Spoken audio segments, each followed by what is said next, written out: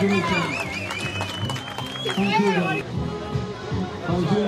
邮政市委常委、中常部长、部长张仪。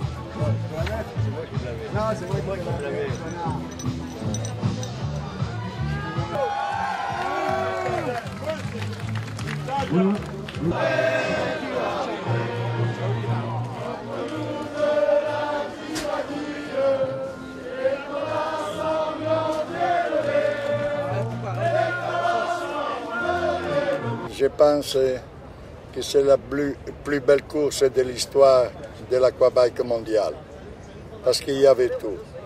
Il y avait un endroit magnifique, c'est une ville extraordinaire, le Jiu-Jitsu, un accueil sympathique, un monde fou, les meilleurs pilotes du monde et 2 jours de grands sports. Hier soir, la nuit, un spectacle unique dans le plus beau théâtre que j'ai vu dans ma vie, et aujourd'hui des courses avec des protagonistes tendus jusqu'à la fin et des vrais champions du monde qui sortent de la Chine. Après Porto Vecchio, que c'était aussi une grande course. Cette année, je suis très satisfait.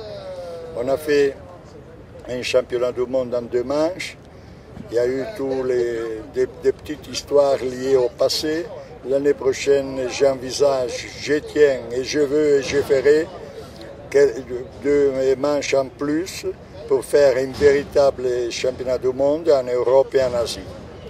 Et d'ailleurs, Porto Vecchio, à travers les gens de la mairie, ils m'ont confirmé la volonté du maire de refaire Porto Vecchio. Et pour ce qui concerne Jiu-Jitsu en Chine, le contrat il est déjà signé. Ça fait des années que je travaille pour arriver à faire des rendez-vous en Asie et surtout en Chine. J'ai découvert ce que d'un côté je savais, mais je ne connaissais pas la ville.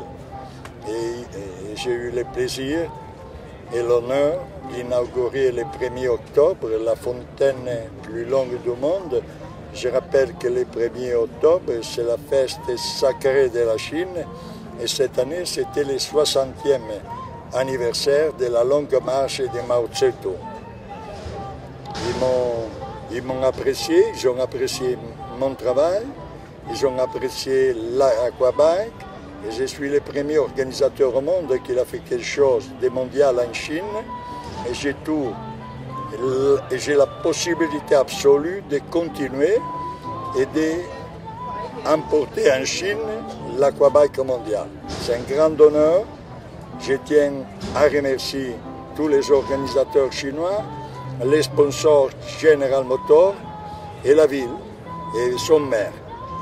Pour ce qui concerne Porto Vecchio, là aussi c'était la première fois, et quand on fait quelque chose la première fois, il y a toujours des petites choses qui clochent ou qui ne sont pas parfaits.